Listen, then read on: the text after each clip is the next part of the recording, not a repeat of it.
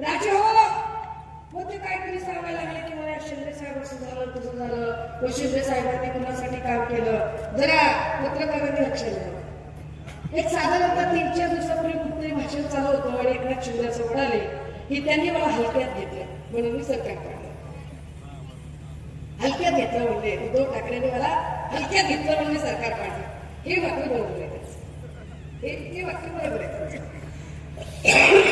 दादा हो 2.5 वर्षाचा काळ उद्धव साहेबांना मिळाला. मी तुमच्या स्थानिकच्या प्रश्नावर जास्त येणार नाही कारण वैशाली त्यांनी फार त्याच्यावरती वेळ घालवला आणि त्या खूप विस्ताराने त्यावर बोलल्या.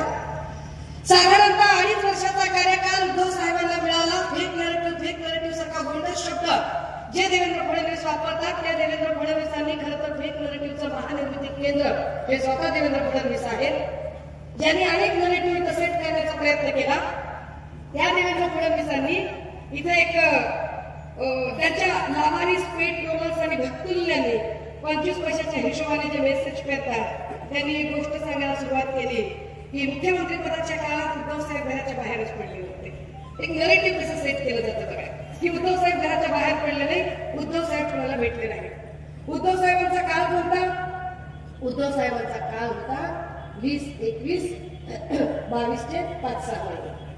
या 20-21 या 2 वर्षामध्ये फक्त 5 नाही, फक्त महाराष्ट्र नाही, फक्त भारत नाही, अख्खं जग कोरोनाशी झुंजत होतं. ज्या कोरोना काळामध्ये संबंध जगभरामध्ये सगळीकडे आपल्याला 3च नियम सांगितले जात होते की कोरोनापासून वाचायचं असेल तर काय करावं लागेल? 10 सेकंद हात धुत राहा, 30 सेकंद हात धुत राहा, डेटॉलने सतत हात धुत राहा, तोंडाला मास्क बांधा आणि गरज नसेल तर घराच्या बाहेर पडू नका. शक्य तेवढं तुम्ही तुमचं काम घरातून करा, शक्य तेवढे मानवी संपर्क टाळा. हे 3च नियम होते ना. हीच गोष्ट मोदी सुद्धा सांगत होते ना.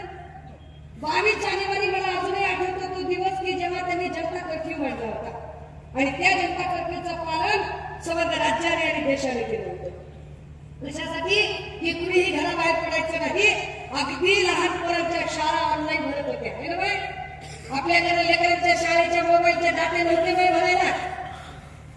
4 लेकरांची शाळा असतील, मोबाईल एकच असायचा तरी सुद्धा आपण ऍडजस्ट करून लेकरांच्या शाळा केल्या ना. आपण लेकरं मोबाईलवर शिकलो.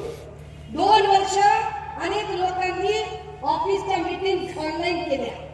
ऑनलाईन लोक बोलायची. नातेवाईकांना भेटायचं असेल तर व्हॉट्सअप कॉल चालू होते. अशा सगळ्या काळामध्ये या राज्याची काळजी घेतली ती कुटुंब प्रमुख म्हणून सन्मान्य पक्षप्रमुख उद्धव साहेबांनी आणि त्यांना साथ दिली होती आरोग्यमंत्री राजेश टोपे यांनी. या 2 माणसांनी जे काम केलं ते काम केंद्रातलं सरकार हे भाजपचं सरकार आहे. ते सरकार काँग्रेसचं नाही, ते सरकार आमचं नाहीये. पण केंद्रातलं सरकार भाजपचं असताना सुद्धा भारत सरकारने ठामपणे सांगितलं की सगळ्यात चांगलं काम कोरोनाच्या काळात जर कुणाचं झालं असेल तर ते महाराष्ट्र सरकारचं झालेलं आहे, ते उद्धव सरकारचं झालेलं आहे. 2 वर्ष हा माणूस अहोरात्र काम करत होता. आपल्याला आपल्या घरातल्या माणसासारखं त्या ऑनलाईन येऊन प्रत्येक गोष्ट सांगायचे. असं करा, तसं करा, भाज्या टिकणाऱ्या विकत घ्या इथपर्यंत सांगायचे ते की बाबा भाजीपाला आणायला सारखी बाहेर पडू नका, कडधान्य वापरा, डाळी वापरा, त्याच्यात प्रोटीन असतं, त्याच्याने तुम्हाला ताकद मिळेल, मूळ आलेली धान्य खा. किती बारीक गोष्टी ते समजावून सांगायचे. एवढं बारकाईनं आम्हाला कधी याच्या आधी कोणत्या नेत्याने सांगितलं नव्हतं. कोरोना संपला, पुढे काय झालं? पुढे उद्धव साहेब आजारी पडले. आजारपण इतकं भयंकर होतं, मणक्याचा आजार जडला, शरीराचा कुठलाही भाग हलत नव्हता. माणूस मृत्यूशय्येवर गेला. मृत्यूच्या दारीमध्ये उद्धव साहेब होते.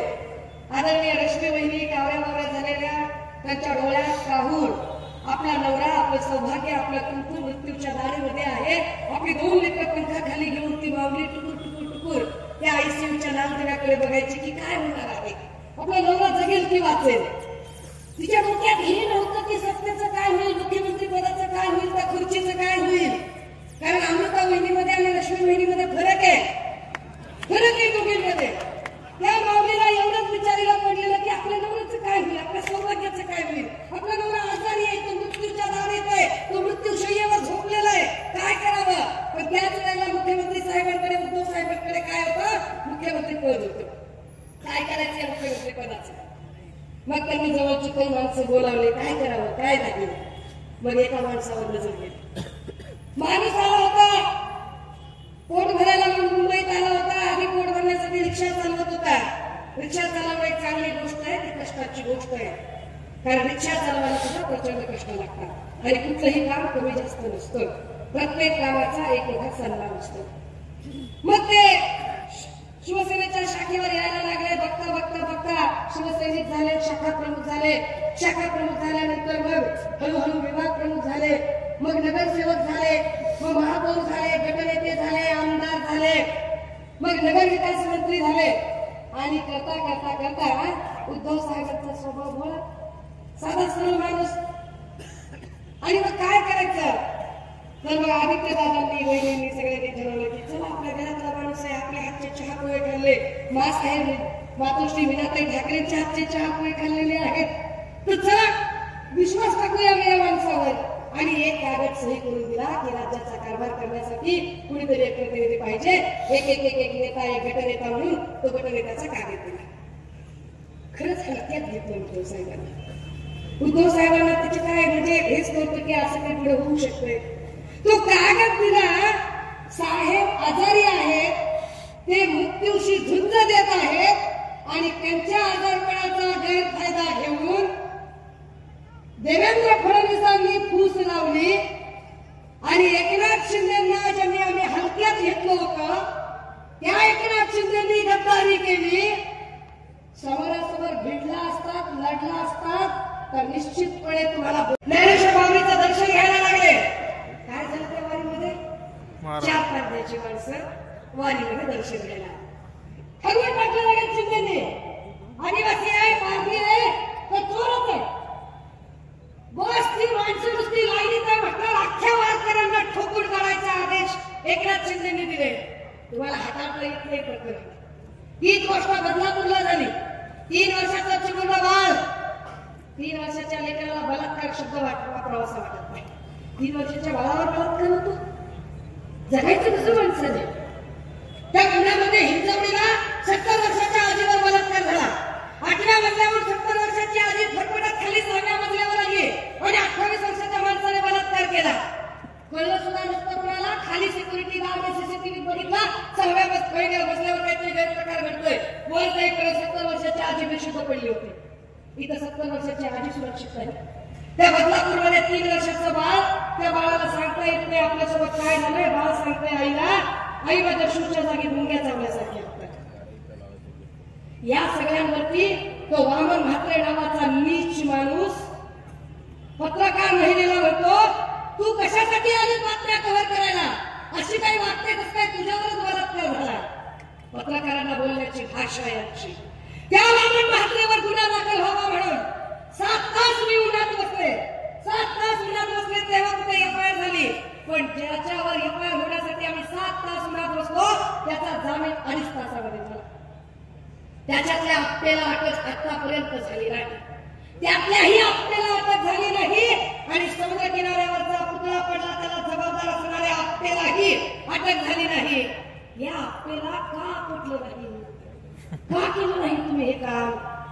बदलापूरमध्ये सगळे पालक रस्त्यावर आले की आपली लेकरं, मी आई आहे, मला छोटी लेक आहे, काही घालतं आमचं, घाबरतो आम्ही, भीतो आम्ही, कागदाचा खडपा फुटतो आमच्या.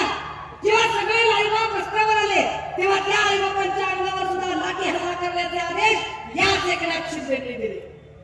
आंदोलन हाताळता येत नाही, लॉ अँड ऑर्डर सांभाळता येत नाही यांना.